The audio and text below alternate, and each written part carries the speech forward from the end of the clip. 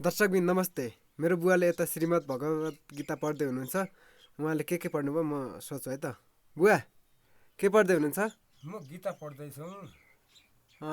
गीताका सारहरू भन्न सक्नुहुन्छ?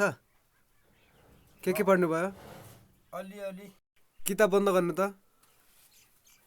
यता हेरेर भन्नु है। अब सुरुमा कर्म एक, काम गर फलको आशा नगर।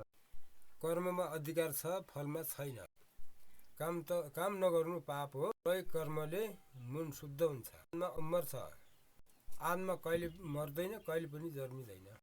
मन मित्र पनि हो र मन शत्रु पनि हो। आफ्नो साँचो स्वरूप चिन्नुहोस्। अहङ्कार नै दुःखको जट हो। मर्नु डराउनु पर्ने कुरा होइन। यो त कपडा परिवर्तन गर्ने जस्तै हो। यति आउँछ, अहिले पढिसकेपछि पछाडि भन्छु। हस्, हुन्छ बुवा, भन्न त भन्नु सबै।